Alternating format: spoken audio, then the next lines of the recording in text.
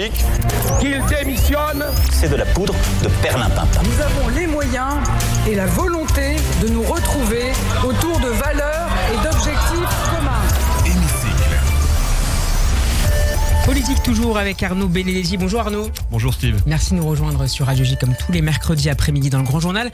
Vous êtes professeur associé à l'Université Paris-Sorbonne, également rédacteur en chef de la revue Politique et Parlementaire. Gros plan avec vous sur ces prises de position répétées de la France insoumise sur les massacres menés en Israël par le Hamas samedi. LFI refuse de parler de terrorisme, finissant par concéder seulement des actes de guerre. Surtout, le mouvement et son leader en particulier, Jean-Luc Mélenchon, pose des équivalences même entre, je cite, la violence déchaînée contre Israël et à Gaza. Arnaud Benedetti, est-ce que la LFI est désormais un parti antisémite ?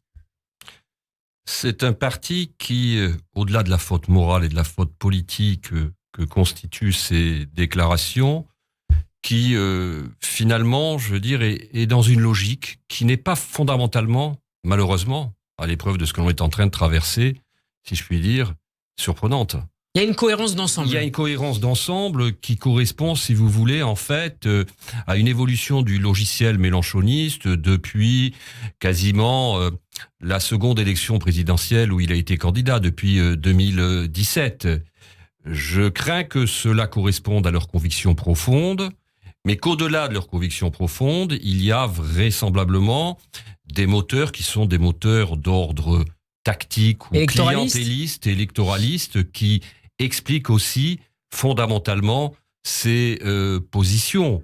En effet, quand on regarde par exemple la cartographie d'un certain nombre de circonscriptions où nous trouvons des députés de la France insoumise, principalement en Île-de-France, principalement en Île-de-France, ou peut-être aussi parfois à Marseille éventuellement, il y a une évidence, c'est qu'il y a un vote communautariste qui s'est porté clairement sur les candidats de la France insoumise. Donc, si vous voulez, c'est un mixte à la fois entre, je le pense, aujourd'hui, et on doit bien évidemment le regretter, le condamner, un système de conviction, d'une certaine manière, et puis, en effet, une approche électoraliste, clientéliste, qui met en danger quand même le cartel électoral que constitue la NUPES aujourd'hui de manière assez explicite. On va y revenir évidemment. Système de conviction qui considère donc que les Palestiniens sont représentés par le Hamas. Alors, c'est ça la grande surprise, si vous voulez. Il y a toujours eu une tradition à gauche, et y compris à l'extrême gauche d'ailleurs, de soutien à la cause palestinienne dans les années 70 ou dans les années 80. La grande différence et la différence fondamentale entre ce soutien passé et ce soutien actuel, c'est que le soutien actuel se manifeste au moment où vous avez un parti, une organisation terroriste, islamiste, qui porte un projet qui est un projet totalitaire, qui a pris d'une certaine façon le lead sur la cause palestinienne. Donc il y a là, si vous voulez, une rupture même fondamentale par rapport à ce qu'était le logiciel de ces partis de gauche, voire d'extrême gauche, dans les années 60 ou dans les années 70.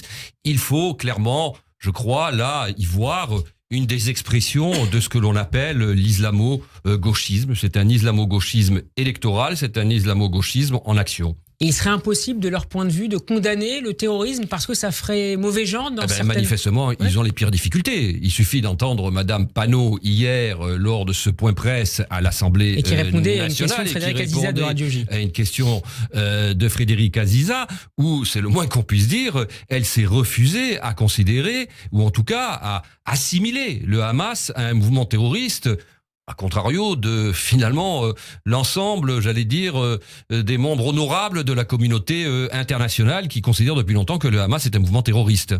Ce qui n'a pas empêché d'ailleurs d'autres membres proches de la France insoumise, je pense par exemple hier à François Ruffin, de dénoncer clairement. Oui, mais enfin, c'est une exception.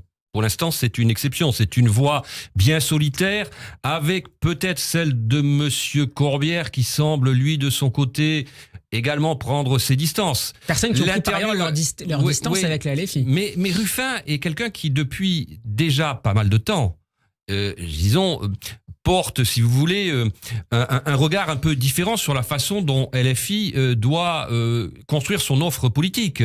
Ruffin, par exemple, n'hésite pas à parler de questions de sécurité, n'hésite pas à considérer que l'enjeu migratoire est un enjeu qui, aujourd'hui, doit être traité. Alors après, évidemment, il n'a pas les solutions qui sont forcément celles de la droite républicaine, voire celles du Rassemblement national, voire celles même de la Macronie. Mais il a déjà pris ses distances. Et il avait pris ses distances déjà dès le samedi, lors d'un tweet qui était quand même assez différent de la tonalité générale des tweets postés par les parlementaires de la France Insoumise suite à ce qui venait de se passer en Israël. Est-ce que la NUPES peut résister à cette nouvelle crise ? Non, un cartel électoral ne peut pas résister, si vous voulez, à une épreuve qui est une épreuve aussi considérable. On voit que du côté du Parti socialiste aujourd'hui, la question se pose de maintenir ou non cette alliance. On voit que M. Roussel vient d'annoncer que finalement le maintien du Parti communiste dans la NUPES devait faire l'objet d'un débat au sein du Parti communiste. On a vu le député PS de l'Essonne, Jérôme Guedj, également. On a vu Jérôme Guedj, dès samedi, en effet, dire ne plus se reconnaître dans les déclarations qui étaient celles d'un certain nombre de ses collègues de LFI.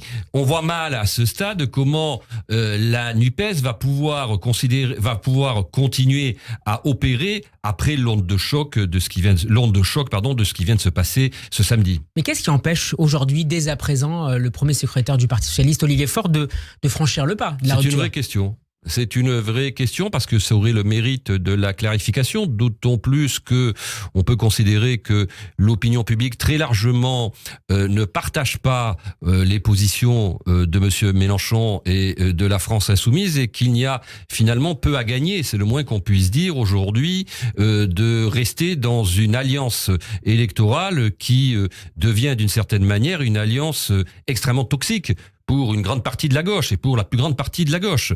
Ce qui, aujourd'hui, à mon avis, se dessine quand même à terme, c'est une implosion progressive de ce cartel électoral. Merci beaucoup Arnaud Benetti d'avoir été avec nous comme tous les mercredis.